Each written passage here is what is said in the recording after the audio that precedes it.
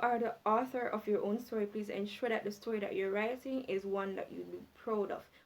Welcome back to my channel. If this is your first time here, thank you so much for stopping by. This is part 2 of my lessons I've learned so far in my 20s video.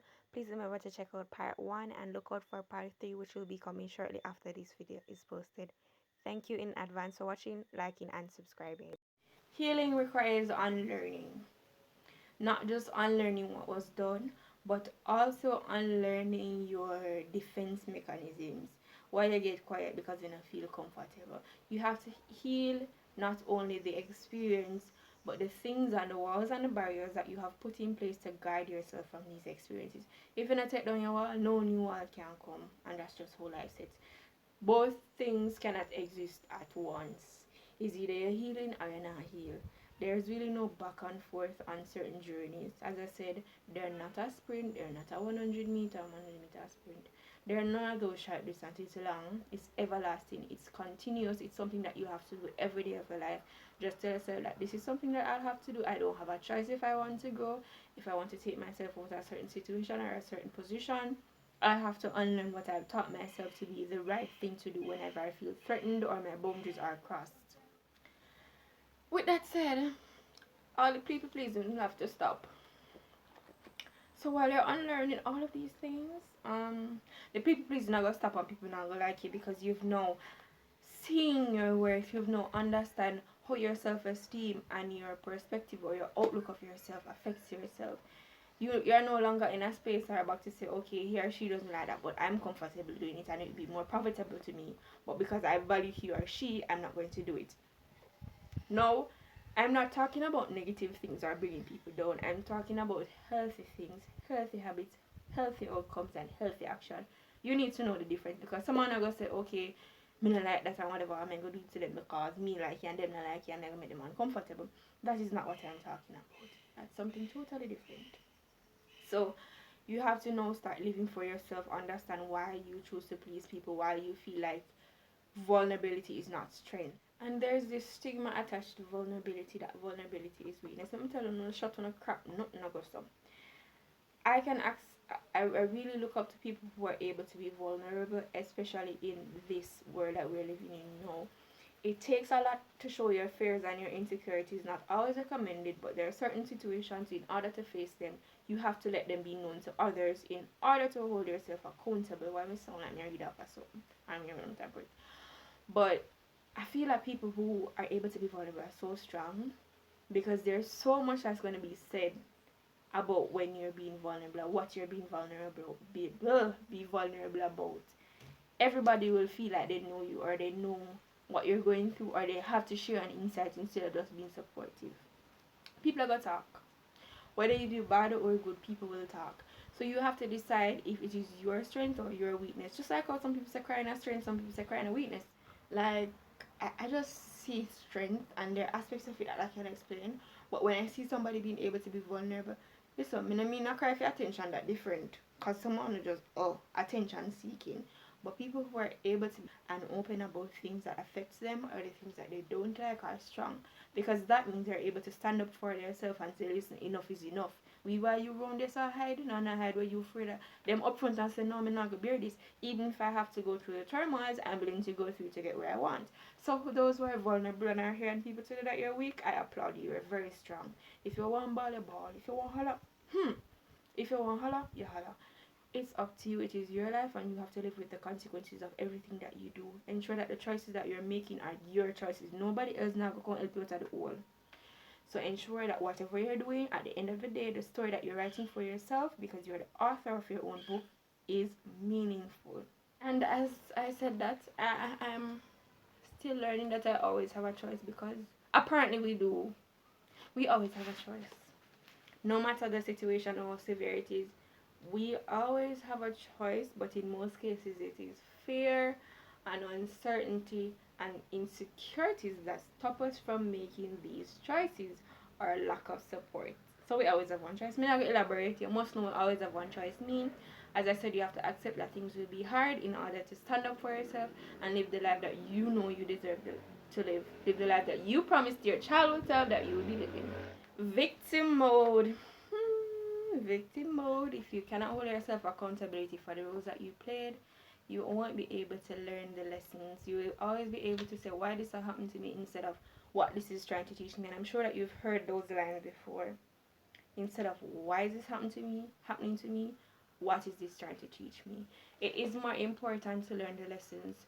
But what happens is that a lot of persons get stuck in these lessons and become bitter sour persons who feel like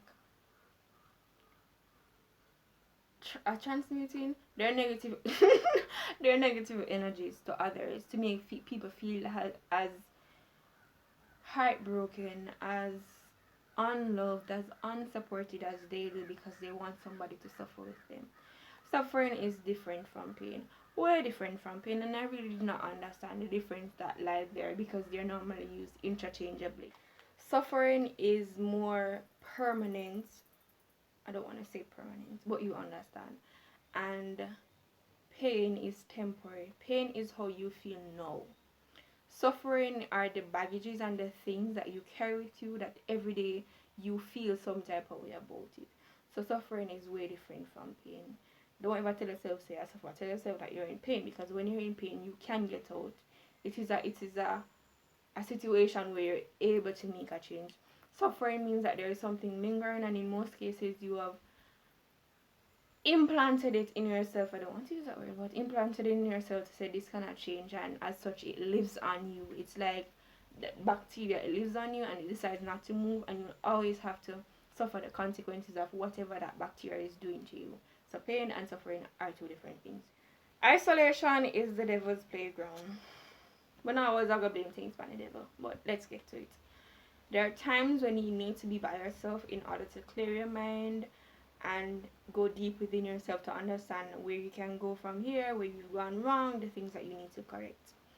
There are also times when you're in isolation and you start to exhibit more of your bad habits.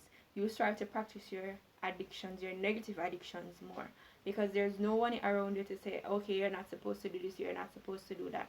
Not saying that you need to, but initially when you're dealing with addictions and traumas, it is sometimes good to be around others to see how less we can exhibit whatever these things that we're doing are.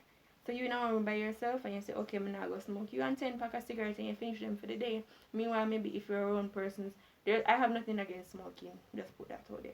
Just a random example. So when we're by ourselves, why do we need to be responsible again and nobody's seeing what we're doing?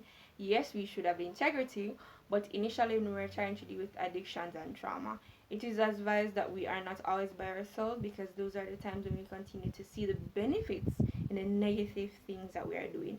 And I said benefits because if we continue to do something, there must be a benefit. Either it is a substitution for something we cannot achieve, or a substitution for something that we thought would have been positive but is not. So isolation is a scale, and you have to balance the scale. Is it good? Is it bad? When it is needed, when it is not needed, and when it is most effective. And now we're on to something that I see a lot of people saying they're resilient, and you're not resilient, you're numb. And resilience and numbness are not the same things. They're two different things. Numbness is when you have already closed off yourself to emotions or feelings. I'm not a dictionary, I'm just telling you how I'm going to explain it to you. While resilience is being open to these feelings, whether negative or positive feelings, and being able to withstand the pressure that comes with these feelings. While on the other hand, numbness, you don't have the time to go through those feelings. You don't have the strength, so you decide to close off yourself, so you don't have to dig up anything or go through any new processes in order to achieve whatever it is or get over whatever it is. So numbness and resilience are two different things. I knew that before, but it is very different from what I thought it would have been. Let's just say that. Yeah. If you wait until you feel a peak of motivation, then you will get nothing done. Because most times we aren't motivated. But thankfully, I am a very disciplined person, and I'm grateful now more than ever, because most of the things that I have to do now, including this video, would not be done. But kind of motivated video anyway. I have a few videos to edit. So just showing you that you cannot wait until you are motivated. You have to understand that, look, listen to me, this needs to be done today, and I'm going to get it done today. Because here, look what I tell myself. Sometimes I say, if I wait until tomorrow, then I don't have no free time tomorrow, and I waste today already, so I don't have any free time. But if I get it done today, then I can waste tomorrow if I want. Not that I'm supposed to be wasting time, but sometimes we have to feed ourselves with things that helps to helps to drive us forward to understand that do it now, free time tomorrow to do whatever I want. And when I'm doing whatever I want tomorrow, I don't have to worry about the thing that I'm supposed to do today and I did not do. Yeah. And I said this before, you are the author of your own story. Please ensure that the story that you're writing is one that you'll be proud of. Please ensure that the chapters that you're writing are your chapters and not others.